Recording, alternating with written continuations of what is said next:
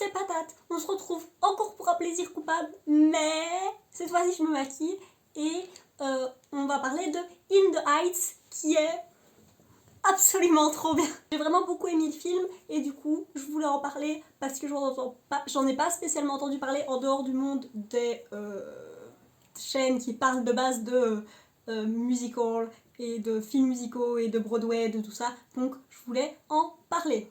Je vais commencer tout de suite, mais si vous ne me connaissez pas, coucou, c'est Patate, je suis étudiante et j'adore le milieu du maquillage et de la beauté, mais j'ai pas beaucoup de budget, donc j'essaie de me concentrer pour utiliser ce que j'ai. Aujourd'hui, je vais utiliser majoritairement la palette After Dark de chez Little. Mon but, c'est d'utiliser ces trois couleurs-là. Et je suis inspirée par Agi Bellarte, qui a encore un magnifique look. Pour changer, j'ai changé les couleurs, mais j'aimais bien l'idée d'avoir des pastels comme ça qui se suivaient. Alors, In the Heights, c'est l'adaptation d'une comédie musicale de Broadway, qui est la première comédie musicale qui a été faite par Lin-Manuel Miranda, qui est le mec qui est donc le rôle principal de Hamilton, mais surtout qui a écrit Hamilton et du coup qui a écrit aussi celle-ci. C'est une comédie musicale qui a été à Broadway, je pense qu'ils ont eu des Tony ou un truc dans le genre. Enfin, c'était vraiment un énorme succès à Broadway. C'est vraiment une lettre d'amour à ce quartier qui est Washington Heights. Donc In the Heights, raccourci Washington, le raccourci de Washington Heights, qui est un quartier qui est dans le nord de New York et qui est un quartier avec majoritairement de l'immigration d'origine latino-américaine, spécifiquement donc latinx, spécifiquement caribéenne. Le but, c'est de vraiment montrer cette culture. On arrive à un point où on commence à avoir vraiment de la gentrification dans le quartier, donc il y a des personnes extérieures qui commencent à venir prendre ce quartier qui a vraiment été de l'immigration jusque-là. On suit spécifiquement Usnavi. Alors, je vais pas parler des différences avec la comédie musicale parce que je l'ai pas vue, c'est dans ma liste de trucs à voir, mais je l'ai pas vue, simplement. Je mettrai plein de vidéos en description et j'essaierai de faire en sorte qu'on puisse savoir de quoi ça parle.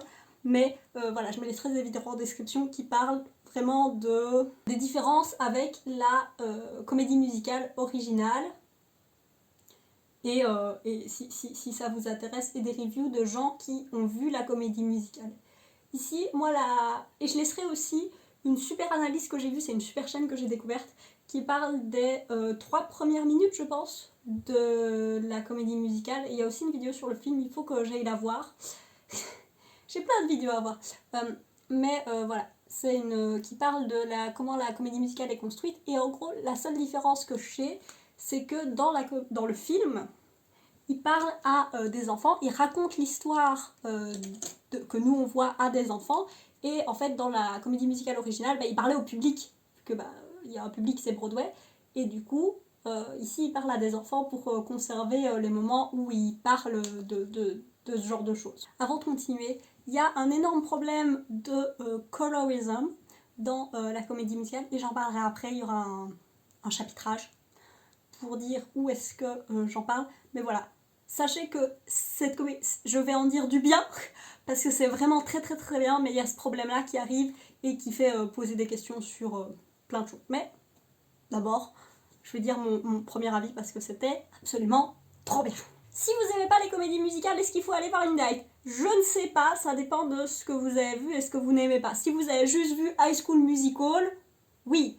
Alors, c'est différent d'autres choses et c'est plus proche de trucs comme Hamilton, vu que c'est écrit par la même personne, où il y a un mélange entre du rap et de la chanson plus typique de Broadway, avec des harmonies et tout ça, mais souvent les deux se mettent l'un sur l'autre. Et ici, voilà, le rythme représente aussi bien, le rythme du rap représente aussi bien, voilà, cette culture et les différents types de musique qui y sont, que la chanson plus Broadway, en sachant que voilà, la comédie musicale d'origine devait aussi plaire aux gens de Broadway pour juste pouvoir fonctionner. Le chant est trop bien, le rap est trop bien, et c'est vraiment genre c'est du rythme qu'on n'a pas spécialement, des rythmes qu'on n'a pas spécialement l'habitude d'avoir, et c'est assez c'est chaud quoi. juste c'est chaud et c'est méga stylé. Donc moi je dirais peut-être ouais, donnez-lui une chance avant de dire j'aime pas les comédies musicales. En plus, la majorité des numéros sont pas dans la vraie vie. Il y en a quelques-uns qui se passent dans la vraie vie où les gens disent bonjour, on décide qu'on va chanter, mais en général, c'est des genres de séquences un peu en rêve. On voit que c'est ce que les personnages imaginent et du coup, grâce à ça, ils peuvent se faire plaisir avec la scénographie où on va avoir, par exemple, ils vont parler d'un truc, et ben ils vont avoir comme des lignes de craie, un peu comme dans le clip That's What I Like de Bruno Mars. On va faire un geste et ils vont voir une ligne de craie qui va apparaître. Ou alors on a Vanessa qui on veut voir le monde à travers ses yeux et elle va avoir des énormes elle veut être créatrice de mode et elle va avoir des énormes rouleaux de tissu qui vont rouler comme ça. Voilà, chaque il y a des numéros qui sont intradiégétiques, mais il y en a plusieurs qui sont extradiégétiques et je sais que c'est pas juste oh mon dieu des gens qui chantent au milieu de la rue, non, c'est un peu plus que ça. Tous ces gens savent chanter, ils savent aussi jouer. Note spéciale à la grand-mère qui est donc c'est la même actrice que dans la production de Broadway originale et elle m'a tellement touchée. Elle est vraiment trop bien, mais ils jouent tous extrêmement bien. Du coup on a parlé du fait qu'ils savent chanter, ils savent jouer, mais ils savent danser aussi. La chorégraphie de ce film! Quand j'avais vu Hamilton, c'était genre de base, moi là où j'ai le plus de formation c'est en danse. Et déjà quand j'ai vu Hamilton, j'étais en mode waouh! Genre la chorégraphie et la scénographie en général, genre waouh! Et là, il y a plein de styles différents de danse et ça, c'est punch! Et ça, oui, c'est ça, ça a vraiment énormément de punch pour envoyer tout ça. Et par exemple, je sais plus comment il s'appelle, mais l'acteur principal, celui qui joue Usnavi, qui est aussi dans Hamilton, je savais pas, genre je l'avais vu dans Hamilton, mais c'est pas un rôle où il doit spécifiquement danser énormément, mais là, et c'est pas des trucs, enfin c'est des trucs genre compliqués, et il y a une quantité de danseurs, genre parfois il y a des plans et on voit une rue, et genre il y a des danseurs jusqu'au bout de la rue. C'est vraiment l'abus. C'est ouais, ça, c'est le coup. De ce que j'ai compris, c'est le mec qui a fait certains des step-up, si pas tous, qui a fait ça et genre c'est extraordinaire. La chorégraphie, t'es genre il y a, je sais pas si les chansons sont déjà sur YouTube ou s'il y a juste les versions, mais la chanson 96,000, ils sont à une piscine, il y a des plans de gens qui dansent où on est sous l'eau, il y a de la natation synchronisée, il y a des gens qui dansent sur les bords, c'est trop bien. En plus de genre être stylé, de sonner ultra bien, de voilà, tout ça, et ben ça parle de pas mal de sujets importants. Comme j'ai dit, c'est vraiment une lettre d'amour à ce quartier et ça veut dire qu'on va parler, et on parle du coup de gentrification, pas mal, et on va aussi donc de ces personnes extérieures qui viennent pour s'approprier ces quartiers et ces choses qui sont de base plus pauvres. Mais on va parler de le principe du film, c'est que chacun a son petit rêve et qu'on va voir ce que chacun va faire et va avancer avec son rêve. Et Usnavi, son rêve, c'est de sortir de là. On voit à quel point cette communauté est géniale et est trop bien, machin, mais lui, son rêve, c'est de sortir de là et de retourner en République dominicaine. On a aussi, on va parler de, par exemple, vivre sans papier, de l'importance des jeunes dans notre société et du fait que c'est eux qui vont implémenter les changements sociaux. On va parler de la difficulté que c'est d'habiter en dehors de cela, parce qu'à un moment, Vanessa, donc, qui veut devenir designeuse de mode, elle veut un appartement dans downtown, pour pouvoir aller dans une école pour faire de la mode, mais elle n'arrive pas à avoir un... Même si elle a l'argent, etc., qu'elle a un travail, elle n'arrive pas à avoir un appartement parce qu'elle n'a personne qui est connu, qui peut faire ce qu'on appellerait un garant. Il n'y a personne qui peut l'aider à signer son bail, quoi. Et aussi, voilà, on parle des études. On a Nina qui a réussi à avoir une bourse pour aller étudier à Stanford, mais son père, pour réussir à payer ses études, doit quand même vendre une partie de sa société. Et puis, elle, à Stanford, eh ben, elle se sent seule parce qu'elle a personne qui est comme elle. Elle a personne sur lesquels qui a les mêmes problèmes qu'elle. À un moment, elle se retrouve à un dîner et, d'université pour genre un dîner avec les étudiants un peu différents, de différentes ethnicités, et où on a les actionnaires et tout ça de Stanford, et les gens lui demandent, enfin la traitent comme une serveuse. Et c'est vraiment des problèmes assez spécifiques, et c'est des problèmes qui, on ne pourrait pas en parler si on ne raconte pas les histoires de ces communautés dont il n'y a pas assez d'histoires qui sont faites sur elles. Et c'est vraiment bien d'avoir des films comme ça qui parlent enfin de ces sujets-là et de ces histoires-là. Et voilà, le film est vraiment extraordinaire. Allez le voir au cinéma. Je sais qu'après je vais dire des trucs négatifs, mais parce que c'est des problèmes plus grands que le film. Allez le voir au cinéma. Le film est vraiment, vraiment extraordinaire. Et il faut qu'on montre à Hollywood que c'est des films qui peuvent fonctionner, qui valent la peine d'être produits, qu'on va aller les voir et qui peuvent rapporter de l'argent, que ces histoires fonctionnent aussi bien que les histoires de blancs. Alors la dernière petite chose, c'est que Lynn a un petit rôle et je trouve ça juste super drôle de lui avoir donné un petit rôle comme ça. Donc Lynn, c'est le mec qui a écrit la comédie musicale.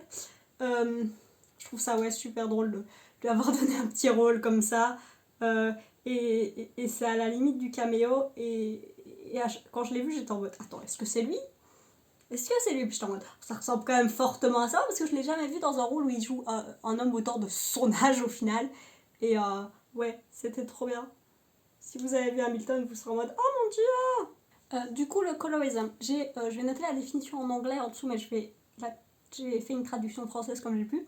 C'est un préjudice ou une discrimination spécifiquement dans un groupe ethnique, favorisant les personnes avec la peau claire par rapport à ceux avec la peau plus foncée.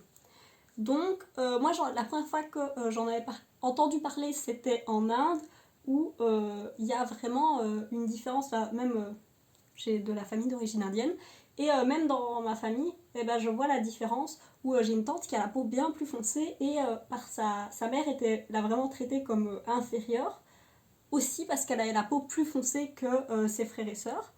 Et du coup, c'est un fait qui est beaucoup parlé à Hollywood, du fait que les personnages principaux des histoires que l'on voit sont souvent, même si, par exemple, si c'est une personne, si on veut représenter la communauté black, par exemple, on va prendre une personne métisse avec la peau plutôt claire. Les gros rôles il y en a déjà pas énormément, et ils vont quasiment exclusivement à des personnages à la peau plus claire. Ce que je vais faire, c'est que je vais mettre en description d'autres personnes qui ont bien plus à dire que moi là-dessus et qui ont un avis qui est, qui est bien mieux que le mien. Je mettrai tout ça en description, ainsi que l'interview qui a mis feu aux poudres, parce que ce qui s'est passé, c'est qu'il y a eu une interview avec The Root, je pense, où on a demandé au réalisateur pourquoi est-ce que, enfin s'il pouvait parler du fait que en fait le cast, les gens qui parlent, pas les danseurs, les gens qui ont un gros rôle, leur rôle principal, leur rôle parlant, il n'y a qu'une seule personne qui est noire, en sachant que dans le quartier, de ce que j'ai compris, c'est extrêmement mixte, parce que quand l'esclavage, ça n'a pas juste apporté des personnes d'Afrique aux États-Unis, ça a aussi apporté des personnes d'Afrique en Amérique latine. Du coup, ces personnes-là, depuis, sont devenues des personnes qui font partie de la communauté latinx. Du coup, ces personnes faisant partie de la communauté latinx, et ben après, elles sont aussi venues dans ces quartiers, et du coup, elles font tout autant partie de la communauté que ce qu'on imagine ressemblait à une personne latino, Jennifer Lopez. Et ici, voilà, le cast ne représente vraiment pas ça, et en gros, il a dit oui. Bon, l'interview a eu lieu bien après le tournage du film, donc clairement, il n'y avait pas de changement possible à faire, mais il a dit oui, de fait, mais on a mis de la variété dans les danseurs. Sauf que, historiquement, justement, aussi, le colorism, c'est aussi une histoire des danseurs qui étaient réellement de couleur.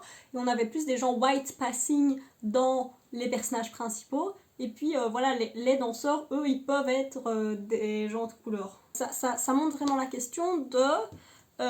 est-ce que ça a été fait exprès? Peut-être pas. Peut-être qu'il y a une partie qui a été... que c'est intégré, quoi. C'est internalisé. Donc, voilà, c'est ce qui est vendeur qui a été pris. Et le personnage de Benny, qui est joué par un acteur noir, bah oui, mais à l'intérieur, dans la comédie musicale, ils ont enlevé ça dans l'adaptation, mais dans la comédie musicale originale, il y a tout un discours sur le fait que il peut pas sortir avec la fille avec qui il veut sortir à cause du racisme, à cause du fait qu'il soit noir. Donc, c'est important d'en parler. Du coup, est-ce qu'on doit boycotter le film là-dessus? Non. Comme j'ai dit, ça fait pas sens de boycotter le film là-dessus, mais par contre, parce que, justement, dans l'autre sens, il y a tellement peu de films qui parlent d'histoires de personnes latino-américaines que c'est important de soutenir les films qui en parlent et d'aller voir ce film-là. Surtout qu'il est vraiment très très bien. Ça doit être genre la meilleure comédie musicale que j'ai vue au cinéma depuis très longtemps et je regarde à peu près tout ce qui sort parce que j'adore les comédies musicales. Il faut en parler pour que dans le futur, ce soit des choses qui n'arrivent plus. J'avais parlé un peu dans ma vidéo sur Bridgerton, je pense, ça fait un moment que je l'ai fait. J'avais parlé du fait que, oui, alors on avait le personnage de Simon, qui était joué par une personne noire, et énormément de personnages dans le fond du film qui étaient joués par des personnes de couleur, mais dans nos personnages principaux, à part Simon et Lady, la dame qui a élevé Simon, il n'y avait pas de personnage de couleur. Et du colorism aussi, c'était que le père de Simon était avec la peau très foncée, parce que c'est vraiment un énorme connard. Et Simon, lui, a la peau plus claire, parce que c'est un mec plus mieux. Ça peut être assez pernicieux comme truc, et il faut vraiment y faire attention. Donc je voulais en parler, même si le film est vraiment extraordinaire, et qu'il faut vraiment aller le voir, et que c'est trop bien, et que j'ai envie d'écouter les chansons en boucle. Je vais finir ce maquillage. Voilà le look final, j'ai juste rajouté du mascara et du rouge à lèvres, un petit peu d'highlighter. Je voulais dire que je vais essayer en description, je vais essayer de trouver soit une version de l'original, de la comédie originale de Broadway, soit la version de Chic Howard Hall qui sera aussi dans les vidéos que je mettrai parce que c'est le mec qui casse, qui décrit comment chaque partie fonctionne dans la comédie originale et aussi il a déjà quelques vidéos sur le film. Mais du coup, il a une version qu'il a dit qui était bien, donc je mettrai peut-être celle-là. Enfin, je verrai bien. Je trouverai une MS3 en description si vous voulez aller voir la comédie musicale, parce que ça a l'air vraiment trop bien et un peu différent du film au final. Comme j'ai dit, je vous conseille d'aller voir le film parce que c'était vraiment trop bien et que juste pour la chorégraphie, quoi. Ah! Et en plus, voilà, c'est un film qui fait vraiment passer par toutes les émotions. J'espère que cette vidéo vous aura plu, que ça vous aura fait découvrir quelque chose. Que vous passerez une belle journée. Des bisous.